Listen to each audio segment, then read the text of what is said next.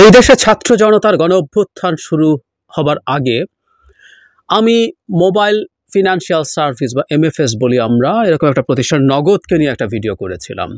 আমি অনেকেই হয়তো দেখেছেন, আমি ভিডিওটা মন্তব্য দিয়ে দেবো, আবার দেখবেন। কিন্তু আজকে এই স্বাধীন বাংলাদেশেও নগদকে নিয়ে কিছু কথা বলা খুব জরুরি হয়ে পড়েছে, খুব জরুরি। ওই ভিডিওতে আমি বলার চেষ্টা করেছি, আমি বলেছি তা না, এগুলো আমাদের মেইনস্ট্রিম মিডিয়াতে দীর্ঘদিন থেকে ছিল। একেবারে সরকারের কতগুলো গুরুত্বপূর্ণ লোকজনের যোগসাজশে দেশের প্রচলিত প্রতিটা নিয়মকে বৃদ্ধাঙ্গুলি দেখিয়ে কখনো কখনো তার ফেভারে চেঞ্জ করিয়ে এই প্রতিষ্ঠানটা বিরাট ব্যবসা জাঁকিয়ে বসেছিল। সেই প্রতিষ্ঠানটা আমি ওই ভিডিওটা দেওয়ার পর ভেরি ইন্টারেস্টিং, অনেকেই মন্তব্য করেছেন, আমি দেখলাম অনেকে ভাবে জানেন যে ওই প্রতিষ্ঠানটা মূলত প্রধানমন্ত্রীর সন্তানের ব্যাকআপে চলেছে এবং তার বেনিফিটের একটা বিরাট অংশ তার কাছে যেত। আমাকে অনেকেই কমেন্টে লিখেছেন, এই ভিডিওর নিচে আপনারা দেখতেও পারেন। কে কী ছিল আমার আসলে এগুলো খুব বেশি এই মুহূর্তের মাথা ব্যথা না, কিন্তু নগদকে নিয়ে প্রধান মাথা ব্যথার কতগুলো জায়গা আছে। সেটা হলো এই প্রতিষ্ঠানটা অনুমোদনহীনভাবে দীর্ঘদিন তার কাজ চালিয়েছে। এই প্রতিষ্ঠানটা মিথ্যা কথা প্রচার করেছে যে এটা ডাক বিভাগের প্রতিষ্ঠান, এমনকি এর পরে যখন ডাক বিভাগের সাথে তার এক ধরনের আন্ডারস্ট্যান্ডিং হয়েছিল সেটাও খুবই সন্দেহজনক, সেটার পক্ষে যথেষ্ট ডকুমেন্টও আসলে আমরা পাই না। তাকে কিছু প্রফিটের ভাগ টাক দেওয়া টাইপের নিউজ দেখা যায়, কিন্তু আমরা আসলে জানি না। খুব স্বাভাবিকভাবে যেটা হয়, শেখ হাসিনার মাফিয়া সরকারটা অনেক ডকুমেন্ট আসলে গোপন করেছে, কিন্তু এই প্রতিষ্ঠানকে ফেভার দেয়া দেখেই কিন্তু আমরা বুঝতে পেরেছি ওর অনুমোদন নেই। সে একটা এনওসি নিয়ে 6 মাস করে বাড়িয়ে প্রতিষ্ঠান তৈরি করছে এবং ডাক বিভাগের সাথে তার চুক্তিও হয়েছে তার অপারেশন শুরুর বেশ কয়েক বছর পর। আমার ওই ভিডিওটা দেখে নেবেন। তাহলে এই যে এসব মিথ্যা কথা বলে গেল, আসলে যেটা হয় একটা মাফিয়া স্টেটে প্রধান মাফিয়াদের সাথে আরও যেসব অন্যান্য মাফিয়া আছে তাদের কথাই আইন, শেষ পর্যন্ত এগুলো হলো। তো এই প্রতিষ্ঠানটা এরপর এক অবিশ্বাস্য ঘটনা ঘটাতে পারল, সেটা হচ্ছে তারা দেশের প্রথম ডিজিটাল ব্যাংক হিসাবে তারা অনুমোদন পেল। অথচ এই প্রতিষ্ঠানটা এমএফএস হিসাবে অনুমোদন পাওয়ারই কথা ছিল না, কারণ বাংলাদেশের নিয়ম হচ্ছে মোবাইল ফিনান্সিয়াল সার্ভিস দেওয়ার জন্য প্রত্যেকটা এমএফএস সার্ভিসকে একটা ব্যাংকের সাবসিডিয়ারি হতে হবে। নগদ তো তা নয়। নগদ ওর আগে একটা কাজ করেছিল, সেটা NBFI নন ব্যাংকিং ফিনান্সিয়াল ইনস্টিটিউটের অনুমোদন পেয়েছিল, পরে সেটার সাবসিডিয়ারি হিসাবে সে তার লাইসেন্সের অ্যাপ্লাই করে। যেহেতু নিয়ম ছিল ব্যাংকের সাবসিডিয়ারি হতে হবে, কিন্তু ও NBFI এর সাবসিডিয়ারি, ফলে এটার জন্য নিয়ম পাল্টে ফেলা হয়েছিল। কর্তার কথাই আইন আমরা বলি না, কর্তার ইচ্ছায় কর্ম, মাফিয়ারা যা চাবে সেগুলোই হবে। এ তো অনুমোদনের কথা গেল।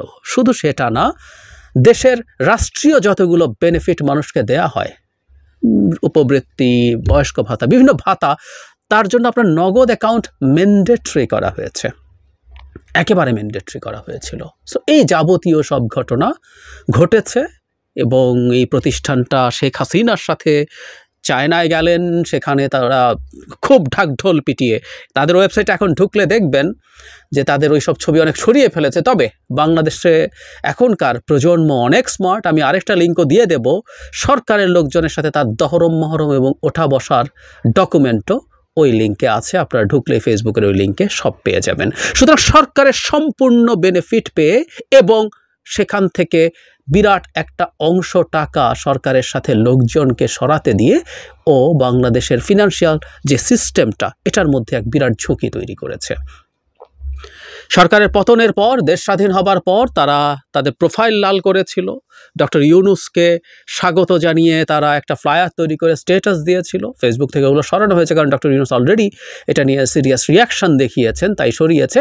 এখন তারা বিরাট সাধু সাজার চেষ্টা করছে এবং এখন এই মুহূর্তে তাদের ফেসবুকে দেখলাম গুজব হচ্ছে নাকি তাদের বিরুদ্ধে, একটা প্রতিষ্ঠান আপাদমস্তক বাটপারি করে তৈরি হয়েছে, তার সার্ভিস চালাচ্ছে, তারা এখন গুজবের আলাপ আনছে।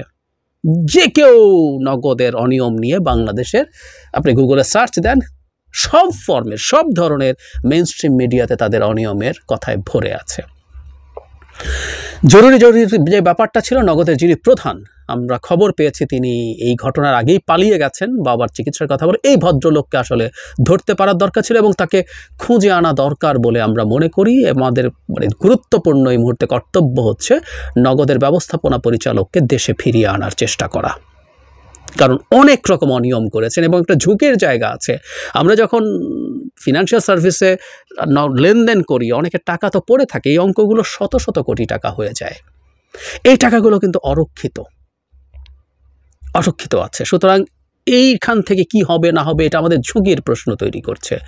এবং প্রিভিয়াস যত অন্যায় ছিল, এবং ওই যে বলছি, এসব ভদ্রলোকে ডাকলে কার যোগসাজশে, কার হ্যাডামে অনুমোদন ছাড়াও এসব সার্ভিস চালানো যায়, নিয়ম পাল্টে ফেলা যায়। স্পেসিফিকলি তাদের কাছ থেকে ডকুমেন্ট আমাদের বের করতে হবে, তাদের কাছে সাক্ষী বের করতে হবে। আমরা জানি কার খুঁটির জোরে এসব হয়েছে, কিন্তু আমরা এসব ডকুমেন্ট চাই, এই ভদ্রলোককে লাগবে। এছাড়াও লাগবে যারা, সেটা হচ্ছে এই প্রতিষ্ঠানের পেছনে সাপোর্ট দেওয়ার জন্য BFIU, Bangladesh financial intelligence unit যেটা আছে, সেটা যিনি প্রধান, আমি আজকেই দেখলাম উনি রিজাইন করেছেন। রিজাইন করলে হবে না তো, এই ভদ্রলোক আমাদের একজন টার্গেটেড মানুষ। কারণ বাংলাদেশে টাকা পাচার রিলেটেড যাবতীয় খোঁজ খবর বা ফিনান্সিয়াল অনিয়ম বিষয়ক যাবতীয় খোঁজ খবর এনাদের জানার কথা। কেন ওগুলো হয় নাই তার অনেক তথ্য এই ভদ্রলোক জানেন। সুতরাং তাকেও বিচারের আওতায় আনতে হবে, পদত্যাগ করলে শেষ হয়ে যাবে না। এবং নগদের ক্ষেত্রে এই ভদ্রলোক গুরুত্বপূর্ণ রোল প্লে করেছেন। নগদের এই যাবতীয় 2 নম্বরের পেছনে শুধু তিনি নন, মধ্য পর্যায়েরও 2-3 জন কর্মকর্তা নগদের জন্য কাজ করেছেন। আমি কিন্তু নামও জানি, এক্ষুনি বলছি না। আমি আশা করব ওই পর্যায়ের লোকজনও যারা এসবের সাথে জড়িত ছিলেন সরে যান। নাম প্রকাশিত হওয়া ভালো কিছু হবে না। বাংলাদেশের অবস্থা এই মুহূর্তে খুব ভালো কিছু না। তারা কি করেছেন একটা সময়, কি পরিমাণ স্পর্ধা তাদের তৈরি হয়েছে আমরা কিন্তু জানি।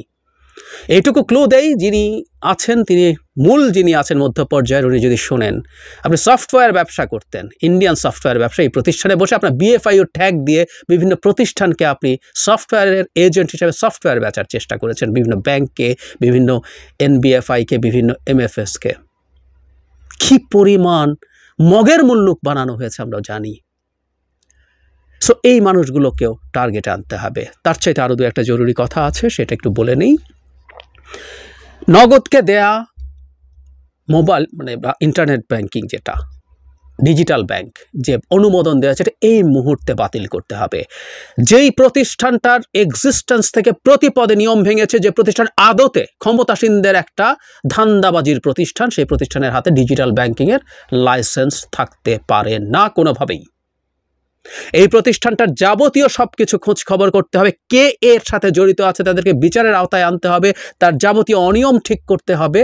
তারপর মোবাইল বা ডিজিটাল ব্যাংকিংয়ের জন্য যদি অনুমোদন দেয়া হয়, সেই ক্ষেত্রে যে বিড আছে, সেই বিডে আর যারা আছে প্রতিষ্ঠান, আমাদের দেশে আরও অনেক প্রতিষ্ঠান আছে, সবাই মিলে এসে পার্টিসিপেট করে তারা যদি সব ক্রাইটেরিয়া ফুলফিল করে, তারপর তাদেরকে দেয়া যাবে কিনা সে চিন্তা করতে হবে। কারণ তাদের এই ডিজিটাল ব্যাংকিংয়ের লাইসেন্স যদি এই মুহূর্তে বন্ধ না করা হয়, এটা একটা খুব রং মেসেজ দেবে যে এখনও নগদ তার প্রভাব কোনো না কোনোভাবেই সরকারের মধ্যে বজায় রেখেছে, এবং এই প্রভাবগুলো কীভাবে বজায় রাখা হয় আমরা বুঝতে পারি। সুতরাং প্রত্যেকটা মন্ত্রণালয় তার জায়গা থেকে কাজ শুরু করেছে, আমি জানি, আমি বিশ্বাস করি, এবং আমি এটা খুব সিরিয়াসলি চাই তারা খুব বেশি দেরি করবেন না। বাংলাদেশে নগদ প্রতিষ্ঠানটাকে আমাদের সব সময় চোখে আগেই রাখার দরকার ছিল, রাখলেও আসলে পেরে উঠি নাই, আসলে এটাও সত্য। তাদের প্রতি যে ধরনের অ্যাটিটিউড সরকার দেখিয়েছে, এটা আমাদের জন্য খুবই কঠিন ছিল। কিন্তু এই স্বাধীন বাংলাদেশে নগদকে এটা করতে হবে। এবং আরেকটা কথা আমি আবারও বলে রাখি, আমি সত্যিই সন্দেহ করি ওদের যে অ্যাপের মধ্যেই, ওয়ালেটের মধ্যে যে পরিমাণ সাধারণ মানুষের টাকা জমা আছে, সেগুলো সিকিউরড আছে কিনা এটা খোঁজ করা খুব জরুরি। বাই এনি চান্স যদি সেখানের মধ্যে কোনো রকম কোনো ভিন্নতা আসে, কারণ আপনি যখন ডিজিটাল মানি তৈরি করার মতো ক্যাপাবিলিটি আছে, আপনি যে কোনো অনিয়ম করতে পারেন। খুব দ্রুত এগুলো তদন্ত করা, এবং এই তদন্ত করে জনসমক্ষে এটার রিপোর্ট প্রকাশ করা জরুরি। এবং আমি মনে করি এতে যদি টাকা লুটও হয়ে থাকে, সেই দায়টা আপাতত সরকারের খুব দ্রুত নিতে হবে। কারণ এসব মোবাইল ফিনান্সিয়াল সার্ভিসগুলোতে খুব সাধারণ ধরনের মানুষ, যে আমি বললাম যে আপনি বিভিন্ন রকম সরকারি সোশ্যাল সেফটি নেটের ভাতাগুলো, খুব সামর্থ্যবান মানুষ তারা নন, তারা যাতে তাদের টাকাটা কোনোভাবেই না হারান, দ্রুত এটার ব্যবস্থা করা। এবং ওই নিয়মটা এই মুহূর্তে বাতিল করতে হবে যে নগদ ছাড়া এগুলো কোথাও দেয়া যাবে না। এগুলোর জন্য ওপেন বিডিং হতে হবে। যারা আসবেন তাদের মধ্য থেকে যারা সবচেয়ে যোগ্য, সবচেয়ে ভালো নেটওয়ার্কিং আছে, সব কিছু দেখে ফাইনালি সিদ্ধান্ত নিতে হবে। খুব দ্রুত এই পদক্ষেপগুলো নিতে হবে। আমাদের একটা কথা মনে রাখতে হবে, সরকারের খুব দ্রুত স্টেপ নেওয়ার কয়েকটা জায়গার মধ্যে একটা হচ্ছে আর্থিক খাত। কারণ আমরা জানি বাংলাদেশে ব্যাংক লুট হয়েছে, সরকারের অলিগার্করা কীভাবে এদেশের ব্যাংক খালি করেছে। সো এই ব্যাংক লুটপাটকারীদের বিরুদ্ধে একই রকম এক ধরনের একটা স্ক্যাম আমি মনে করি নগদ, সেই স্ক্যামের বিরুদ্ধেও দ্রুত পদক্ষেপ নিয়ে যেতে হবে। তাতে জনগণের এই আস্থা তৈরি হবে যে নতুন সরকার আসলে তার কাজকে মিন করছে এবং খুব দ্রুত সে তার কাজ শুরু করেছে। আমরা খুব দ্রুত এই ধরনের পদক্ষেপ দেখা আশা করছি।